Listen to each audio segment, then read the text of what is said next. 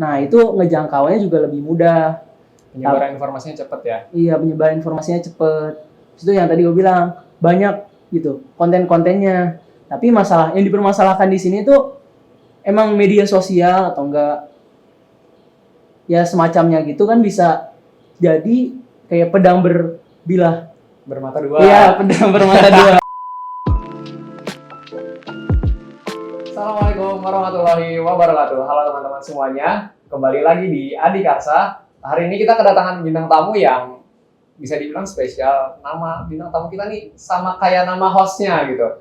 Bahkan gue sendiri sampai terheran-heran kok bisa ya ada yang namanya hampir sama gitu kayak nama gue. Udah mana kemarin dia daftar rohis bareng, keterima rohis bareng gue juga gitu. Ya udah langsung aja kita sambut ada Ayas Diaul Hakim. Halo Ayas. Hai, Gimana kabarnya sekarang? alhamdulillah sehat walafiat. Puasa lancar? Lancar. Lancar, alhamdulillah. Alhamdulillah. Makasih udah mau datang di Adikarsa. Hari ini kita bakal ngomongin soal dakwah. Dakwah. Tapi kita nggak ngomongin dakwah sebatas dakwah aja yang notabene dakwah tuh kayak soal ceramah di masjid gitu. Kayak gitu-gitu dong enggak. Jadi kita bakal ngomongin suatu dakwah yang bisa dibilang spesial juga gitu. Kita bakal ngomongin dakwah di era modernisasi sekarang gitu. Di mana industrialisasi, globalisasi, modernisasi semua udah merebak di mana-mana gitu. Nah, kita bakal bahas gimana pentingnya eksistensi dakwah ini di era sekarang gitu. Sebelumnya gue mau tanya nih, dakwah versi lo tuh gimana sih? Dakwah versi gua. Untuk dakwah nih menurut gua itu dakwah itu kayak seruan gitu atau ajakan kepada orang lain selain kita kan tentunya dakwah itu. Nah, bisa berupa untuk mempengaruhi biar orang-orang tuh mempelajari, mengamalkan atau memeluk agama tersebut gitu. Jadi kayaknya kan orang lain ya. Ya. Orang lain. Jadi tiap orang-orang kan tentunya ada beda-beda kalangan gitu. Jadi dakwah itu menurut gue itu enggak secara umum kayak ceramah-ceramah doang. Jadi dakwah ini tuh bisa gitu. Kita lakuin ke satu teman kita, dua teman kita, semuanya asalkan kita mempersuasi teman kita gitu biar bisa mengamalkan atau bahkan memeluk agama kita gitu, agama Islam. Jadi dakwah ini sebetulnya relatif ya caranya, nggak harus selalu tentang ceramah di depan gitu. Iya, betul. Pada intinya dakwah itu mengajak bagaimanapun caranya, kita mengajak mempengaruhi teman kita buat istilahnya ikut sama-sama melaksanakan kebaikan kayak gitu. Iya. Nah, buat di era sekarang, kira-kira seberapa penting sih dakwah itu ada? Seberapa penting, seberapa urgensi dakwah itu di dunia sekarang, di zaman sekarang? Urgensi.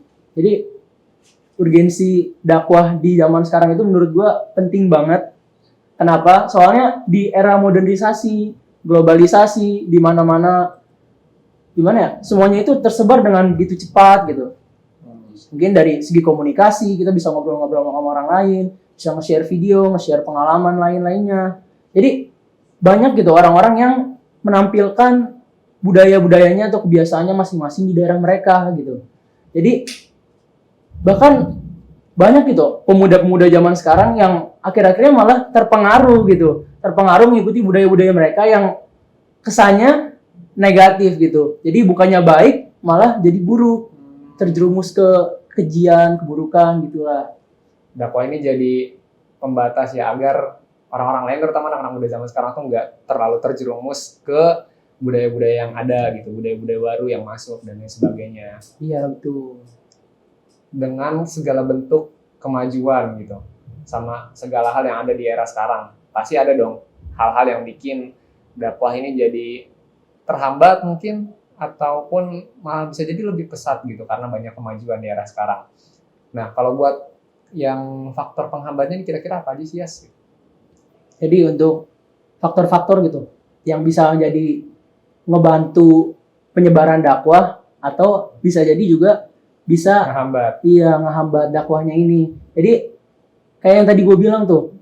Jadi kayak media massa atau media yang kita gunakan buat dakwah itu kan emang sekarang di era modernisasi itu canggih, cepet-cepet, beragam bentuknya kan, bisa konten kreator gitu atau apa aja gitu kan. Yeah. Nah, di video-video konten kayak gitu banyak juga gitu orang-orang yang memanfaatkannya untuk bersenang ria doang. Yang akhir-akhirnya mungkin malah mengajak pemuda-pemuda zaman sekarang atau bahkan anak-anak kecil gitu zaman sekarang yang nonton untuk melakukan hal-hal yang nggak berguna, nggak bermanfaat. Tapi di sisi lain, dengan cepatnya gitu, media untuk dakwah sekarang itu, jadi kita tuh bisa luas gitu, jangkauannya bisa kemana aja.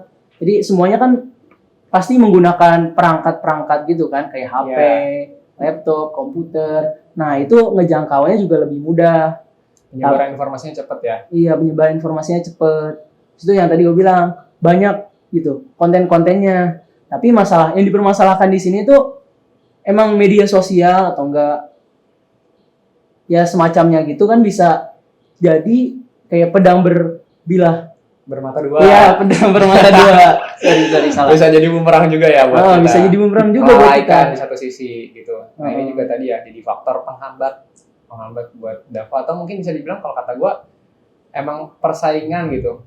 Persaingan dakwahnya, algoritma dakwah di media sosial ini kurang gitu. Kurangnya ada penggerak-penggerak yang bikin konten-konten dakwah misalnya. Jadi trending-trending yang mungkin bisa dibilang kurang bermanfaat itu banyak bermunculan di media sosial kan. Yang mungkin yang kita lihat sejauh ini ya di TikTok gitu kan, bahkan sampai Instagram dan lain sebagainya gitu. Selain media sosial ada lagi nggak sih yang bikin menghambat gitu? Menurut gue sih nggak ada kayaknya sih. Soalnya gimana ya?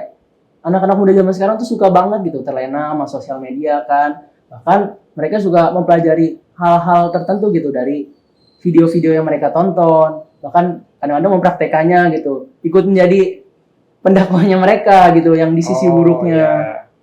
Gitu. Jadi malah apa sih orang-orang pemuda-pemuda Islam zaman sekarang tuh kalah gitu. Konten-kontennya kalah tadi sama orang-orang tersebut. Itu ya tadi algoritmanya kurang banyak di media sosial gitu. Terus juga mungkin gak jarang tadi kayak yang lo bilang kan suka memanfaatkan konten ya. Dan kadang juga gue nggak jarang gitu ya nemu di media sosial tuh ada pertikaian karena jadi ada video cuplikan dakwah ceramah dari seorang ustadz tapi dipotong sehingga ngubah maknanya gitu. Itu kan nggak bagus juga sebenarnya, bisa dibilang jadi kayak penyebaran hoax gitu. Iya, parah banget itu. Makanya media sosial ini jadi salah satu faktor penghambat juga tadi kayak yang lo bilang. Kalau faktor yang bikin cepetnya gitu, yang bikin berkembangnya dakwah tuh apa sih yang bisa mempercepat dakwah di era sekarang? Mempercepat dakwah. Jadi semuanya itu gimana ya? Kita nggak perlu repot-repot gitu. Kalau zaman dulu kan zamannya Rasulullah, kita datang ke majelis dakwah, majelis ilmu gitu. Kita harus berjalan jauh-jauh lah, misalnya dari Mekah ke Madinah.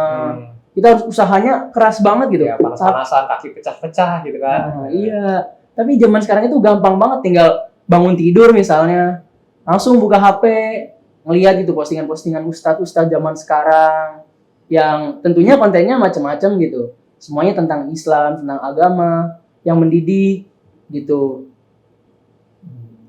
Berarti faktornya utamanya tadi ya media sosial ini. Gimana dia bisa menghambat sekaligus bisa mempercepat proses dakwah di era sekarang utamanya gitu kan. Iya, betul. Kayaknya kembali ke kesadaran masing-masing pengguna nggak sih kalau soal media sosial itu?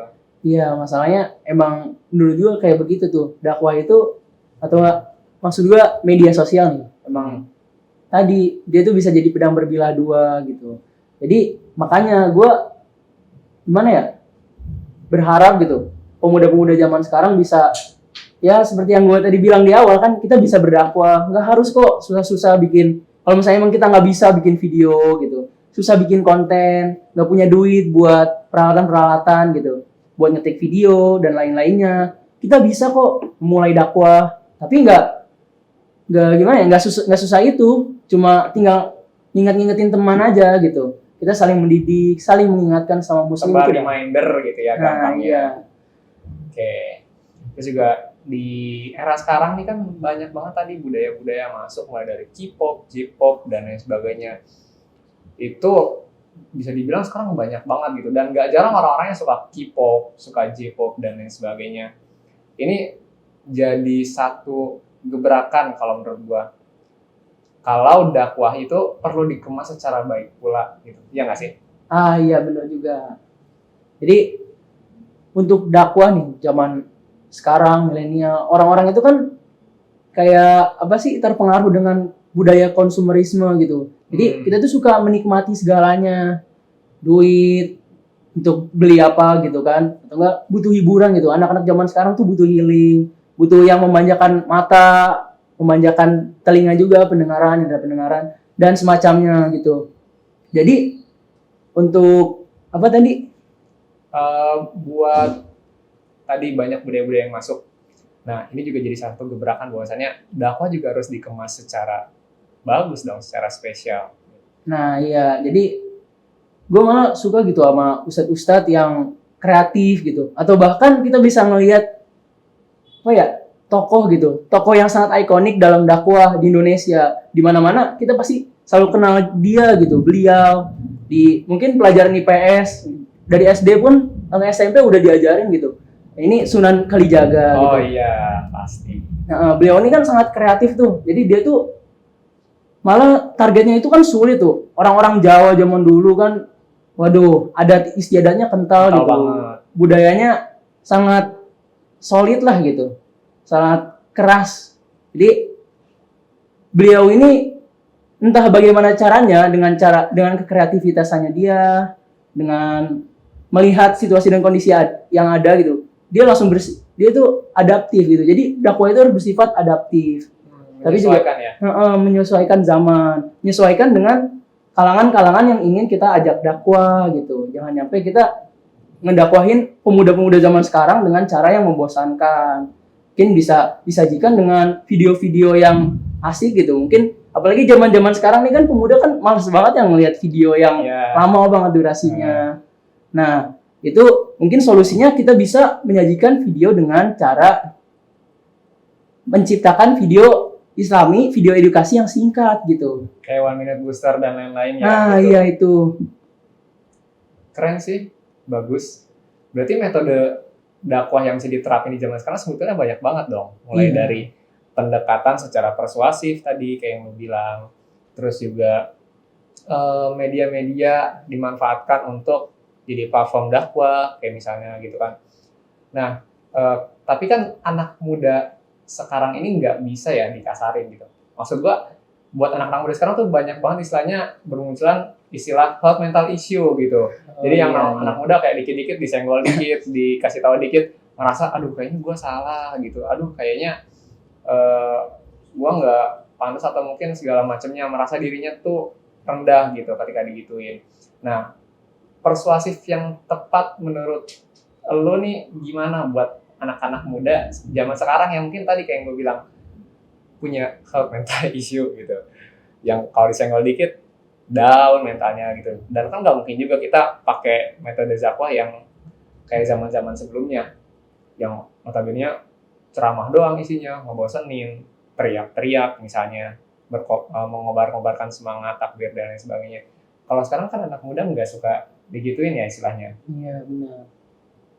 Nah itu gimana buat ngajak anak muda secara persuasif tuh? Kalau ngajak anak pemuda-pemuda nih zaman sekarang, kalau misalnya gua nih yang lihat teman-teman gua zaman sekarang maksudnya gitu. Jadi yang sekalangan, yang seangkatan, yang nggak beda jauh lah umurnya, pasti sering banget menggunakan sosial media. Jadi kita harus manfaatkan sosial media gitu. Biar mana ya, dakwahnya ini bisa tersampaikan dengan cara yang memang persuasif tapi tidak begitu keras gitu. Konsisten aja kita persuasif dengan lembut, sabar, tapi dengan ya insya Allah orang-orang kayak mereka nih, orang yang punya mental issue atau bahkan yang nggak suka banget gitu sama agama Islam bisa tercerahkan gitu. Kan kita bisa menyajikan dengan ya yang mungkin singkat gitu, mungkin sekedar postingan atau bahkan video-video cuplikan, tapi insya Allah mereka juga bisa mendapatkan maknanya gitu. Kan kita nggak ada yang tahu hidayah dapatnya dari mana gitu. Terus buat yang media tadi ya, banyak juga kan ustadz-ustadz yang udah bergerak, para pendakwah yang bergerak di media sosial gitu. Mungkin kalau kita kenal ada Ustadz Adi Hidayat, ya kan, Ustadz Adi Hidayat, Ustadz Hanan Nataki gitu. Terus juga ada Ustadz Khalid Basalamah, Syafri Riza Basalamah, Abdul Somad dan yang sebagainya itu udah berkiprah di media sosial gitu.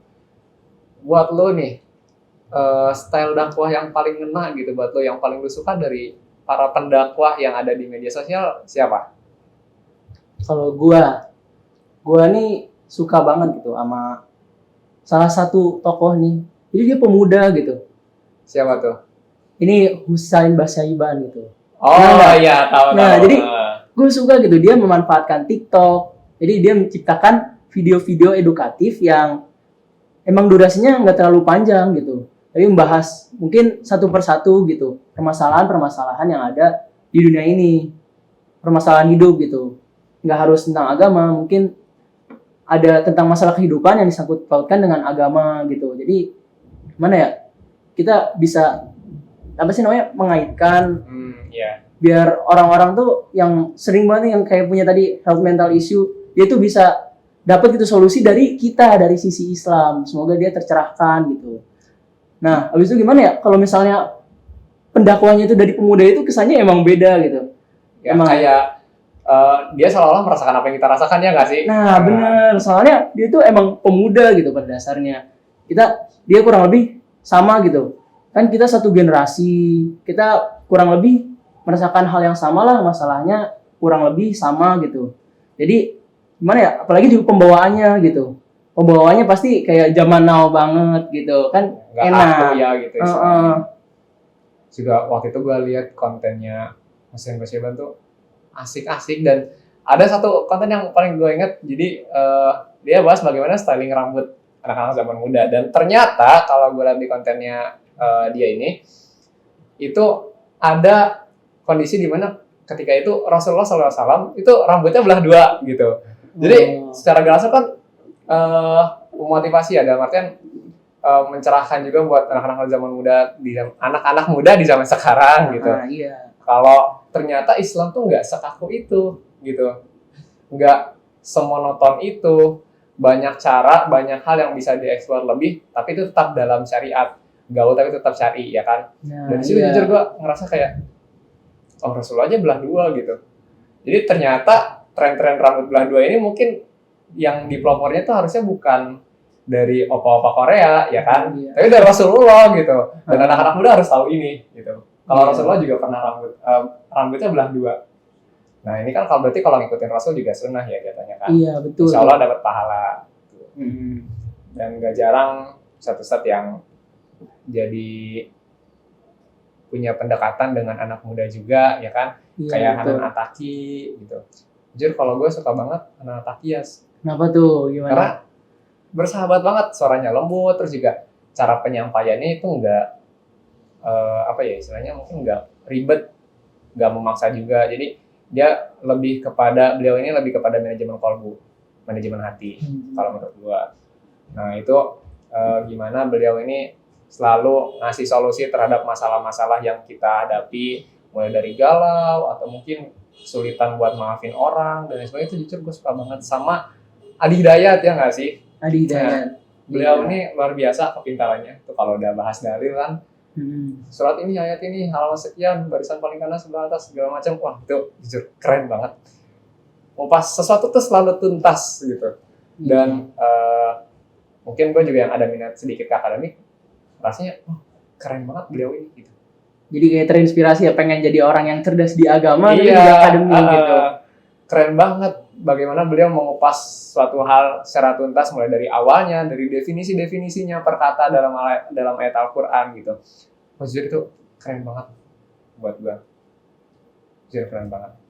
Dan masih banyak lagi ustadz-ustadz yang memang dia menyesuaikan metode dakwahnya dengan audiensnya kan.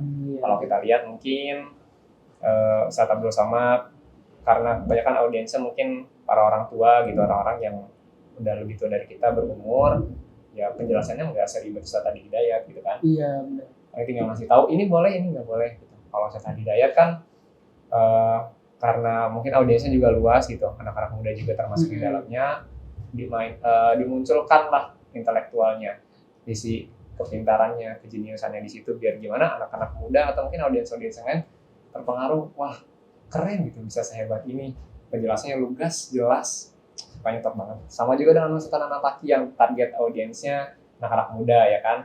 Jadi ya tadi kayak yang lo bilang, persuasif, lebih dekat secara perasaan mungkin gitu kan, seolah-olah merasakan apa yang dirasakan anak muda zaman sekarang. Jadi ya tadi dakwahnya juga nggak melulu tentang mungkin syariat tata cara ibadah, tapi bagaimana manajemen hati anak muda menjalani kehidupan gitu.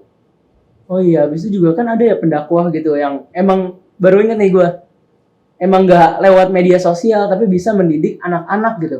Jadi anak-anak masih usia dini dia bisa mempelajari tentang Islam. Contohnya kayak Felix Xiao. Oh iya, Bisa Felix ini Xiao, yang dari komik iya. itu siapa sih yang bikin? Lupa.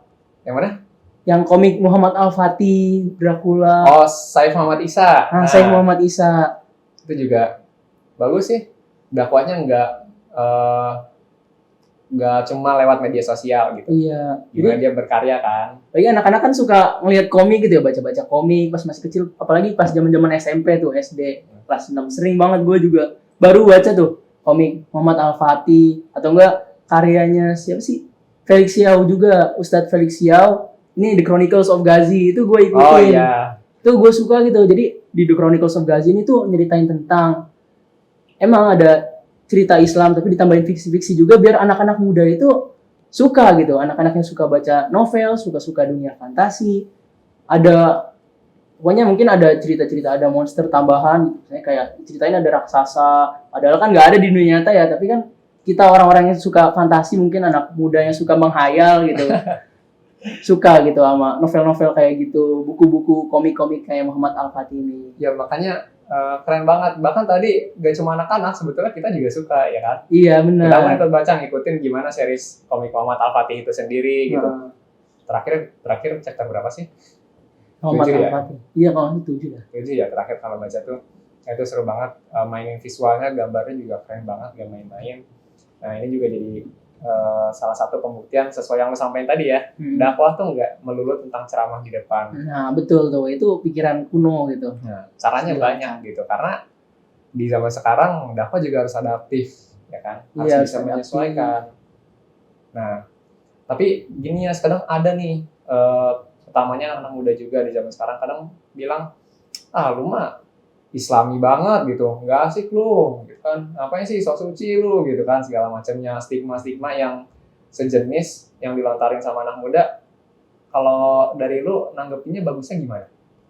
Kalau menurut gua buat masalah-masalah kayak gini nih, orang-orang yang syirik ya sama kita yang pengen belajar agama Islam gitu. Jadi di mana-mana itu kita belajar pasti bakal ada rival gitu, ada tantangan juga. Apalagi kita pengen menuntut ilmu gitu.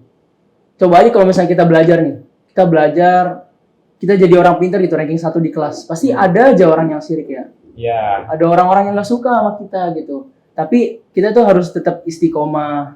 Apalagi ini kita mempelajari ilmu agama gitu. Kita harus ikhtiar, tawakal. Jadi santai aja gitu. Konsisten, jangan terlalu terpengaruh gitu. Dan terlalu terpengaruh sama omongan-omongan mereka. Ingat gitu, kita menuntut ilmu itu juga jihad di zaman sekarang ya, apalagi dakwah gitu. Kita misalnya pengen pengen nge-share postingan-postingan ustadz gitu. Itu nggak usah malu gitu. Kita malah seharusnya bangga.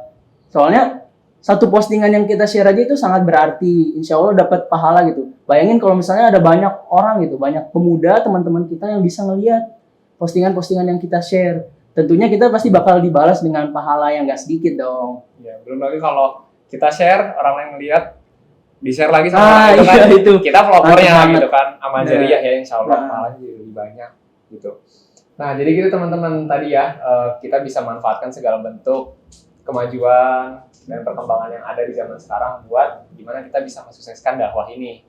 Mulai dari karya-karya kita tadi kayak Ustadz Felix Xiao, terus ada Saif Muhammad Isa, terus juga kita bisa terjun ke dunia-dunia media sosial, media digital, mulai dari YouTube, Instagram, TikTok, bikin konten yang semenarik mungkin, yang sepersuasif mungkin, menyesuaikan dengan target audiens kita juga ya, terutama kita selaku anak muda ya berarti harus influence anak-anak muda juga gitu. Betul. Nah, terus terakhir deh, kalau menurut lo dakwah yang paling optimal tuh lewat apa? Kalau menurut gua untuk sekarang nih, kalau misalnya emang enggak gini Gimana tuh? Jadi menurut gua dakwah yang paling optimal itu lewat sosial media gitu. Jadi sekarang kan zaman sekarang itu sosial media sering banget dipakai gitu kan. Tapi mungkin sosial media yang mananya itu tergantung sama kalangan yang kita tuju gitu. Oh iya. Kayak tadi kan pas TikTok mungkin itu untuk anak muda gitu. Jadi kita bikin konten video yang semenarik mungkin, sesingkat mungkin, tapi juga edukatif dan islami. Tapi kalau misalnya emang mungkin pengen ke seluruh kalangan gitu, kita bisa lewat YouTube. Itu kan banyak orang tua yang juga suka nonton ya, mungkin Ya. apa namanya kayak sih after movie atau pokoknya Segala konten di YouTube biasanya orang tua juga nonton ya gitu kan. atau enggak pokoknya ceramah-ceramah gitu. Ceramah-ceramah atau mungkin setelah live streaming dari ceramah-ceramah Nah ustadz iya, atau biasanya itu. juga gitu. Orang tua gue juga gitu sama. Ya di YouTube banyak kan ya, Ya kan kayak banyak begitu. banget. Nah itu.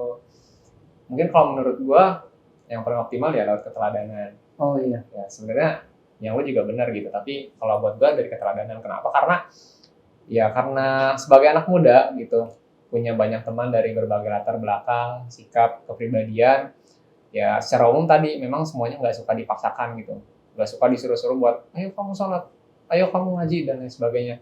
Tapi gimana caranya kita nonjolin sisi keislaman kita di mata teman-teman kita bergaul dengan teman-teman kita akrab sama teman-teman kita. Nanti teman-teman kita sendiri pun bakal terinspirasi sama bisa dibilang kesalehan kita kayak gitu. Karena gue juga ngerasain gue punya teman yang iya. soleh banget, luar biasa. Sampai-sampai gue pun sempat terbesit, wah kayaknya gue harus bisa jadi kayak dia gitu. Jadi orang soleh seperti dia, niru segala bentuk amal kebaikannya dan lain sebagainya.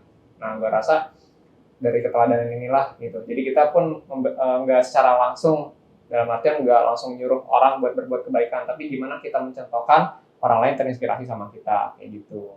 Nah, iya menurut gue bener juga sih sebenarnya. Kalau misalnya kita lihat dari zaman Rasulullah juga kan, Rasulullah nggak main asal-asal ini dulu kan, asal-asal langsung nyuruh gitu buat kebaikan. Tapi Rasulullah gimana ya, menciptakan keteladanan yang baik dulu gitu, menampilkan sifat-sifat yang baik, adab-adab yang baik, mulai dari masih kecil gitu sampai bahkan udah dewasa, udah diangkat jadi rasul, jadi nabi seluruh umat gitu. Jadi emang kalau misalnya dipikir-pikir bener juga ya. Tapi kan kalau bukan tapi gimana ya? Jadi kalau misalnya emang kayak yang tadi gue bilang gitu, mungkin emang bikin video gitu, kan emang tersebarnya jangkauannya luas. Tapi sebenarnya kalau misalnya kita nggak meneladani di dunia nyata, kita nggak menerapkan dengan baik dan benar sama aja juga. Iya betul, iya. Bener juga ya. Jadi intinya manfaatkan segala yang ada, Iya. teladani Rasulullah SAW, karena sebaik-baiknya teladan ada di Rasulullah SAW. Oke. Kayaknya seru banget tadi ngomong. Iya. Udah berapa lama? Kayaknya udah lama banget ya. Ya udah, mungkin segitu dulu buat kesempatan kali ini di Adikarsa. Kita ngobrol-ngobrol sama Ayas seputar dakwah. Mungkin ada yang mau disampaikan ke teman-teman yang lain atau cukup? Pesan sih dari gua. Jadi buat teman-teman sekalian yang emang sekiranya sering gitu dikatain mungkin sok suci, sok islami, tolong ingat, penuntut ilmu itu mempelajari agama Islam itu juga termasuk jihad. Jadi tolong sabar, istiqomah. Jadi insya Allah juga bakal ngebantu gitu. Karena Allah nggak bakal mengubah suatu kaum sampai kita mengubah diri kita sendiri. Iya. Sabar. Oke. Itu aja, cukup? Cukup. Oke, makasih banyak buat Ayas. Kita udah banyak ngobrol hari ini. Terus juga makasih banget sekali lagi udah mau datang di episode Adikarsa kali ini. Iya. Mungkin cukup sekian dari kita. Buat teman-teman jangan lupa subscribe channelnya BEM SMA ITH Syifa. Terus juga kita ada media sosial juga di Instagram, TikTok, dan juga Twitter. Silakan di-follow BEM SMA ITH Syifa supaya nanti kalian nggak ketinggalan konten-konten kalau kita ada konten baru, misalnya entah podcast ini ataupun program-program kerja yang lainnya. Oke, mungkin sekian dari kami. Sampai jumpa di episode selanjutnya. Dadah.